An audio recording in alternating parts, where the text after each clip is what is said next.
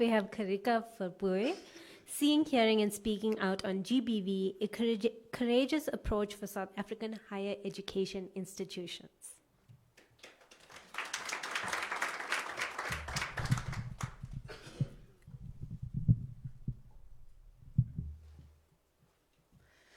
The image of the three wise monkeys reflects the current perspective of many South African higher education institutions, in which they do not want to see the evil of gender-based violence, GBV, as represented here by Hina, do not want to hear about it, and even worse, do not want to speak about it. In fact, my research indicates that most institutions are either in denial, uncertain, or uncomfortable about GBV. When they do discuss it, it's at limited times through limiting one-way communication tools. However, one of the best and underutilized ways we can address GBV is simply by talking and listening to all the different people on the campus. My study looks at how the responses of GBV can be changed through strategic communication and multi-stakeholder engagement. Through in-depth interviews with institutional employees and student surveys at South African private higher education institutions, I developed a multi-stakeholder engagement approach using strategic communication as a change agent to address GBV. This strategic collaborative approach involves all the stakeholders on a campus, from staff, administration, but most importantly, students. It focuses on engaging with multiple institutional voices through multiple communication tools, such as campus media, for example, the campus radio station, and in-person events, which my research indicated were students' preferred choices. My research recommends that institutions use these communication tools continuously and authentically to engage on the 7 Ps of GBV. What are the 7 Ps of GBV included in my approach?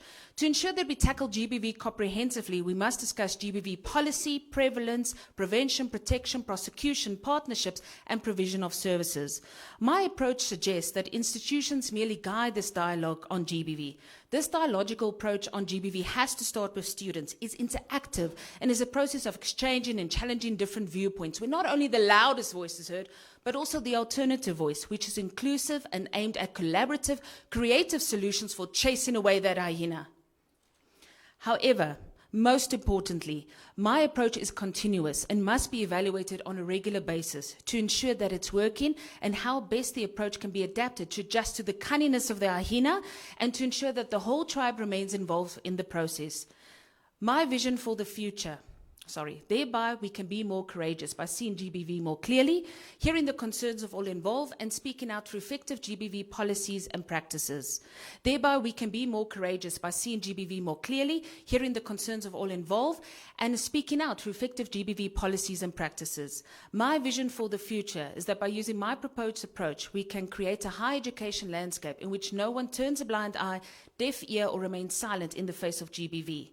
And that by working together as a tribe, we can conquer the hyena called gender-based violence.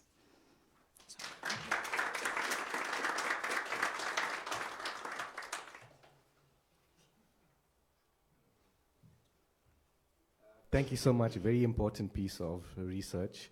I just want to know, in terms of your view, what do you think is the best response? A reactive response, so when something happens, that's when we start doing something? Or do we use it proactively? So just to take an example, and I'm not saying UJ does this, not at all, but I'm just saying, for example, it's Women's Month. So we put up posters, stop GBV. Now that doesn't do much. It's just a poster that's up there. Do an online assessment, you've got this, and do a questionnaire or a survey on GBV. So do you believe small things like putting up posters is going to stop something, or do you need a proactive response rather than a reactive response is the way to go? Sure. That's exactly the problem. It's reactive, not proactive. So we find that GBV campaigns are currently failing because it's only isolated campaigns. So it's usually in August, and it's usually only isolated events. So it's usually getting a Tears Foundation to come and talk at a campus, but we don't take it forward by having continual conversations on social media and creating a safe space for our students to have it throughout the year. And that is why currently it's failing at our institutions.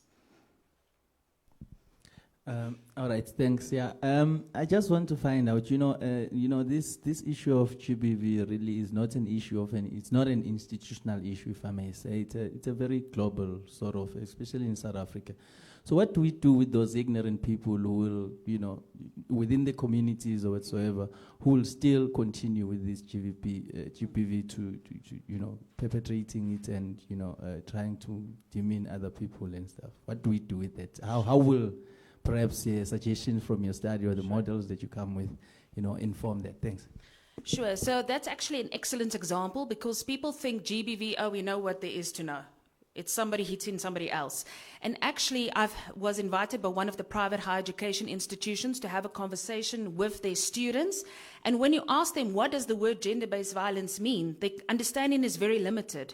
And by having conversations about what does gender-based violence mean, what does it look like in a relationship, what is a safe relationship, and also very importantly, not just to limit it to one kind of relationship. We have to take into account different gender identities and sexual preferences because currently it's very much focused on heterosexual relationships. We're not looking at homosexual relationships or other defined relationships.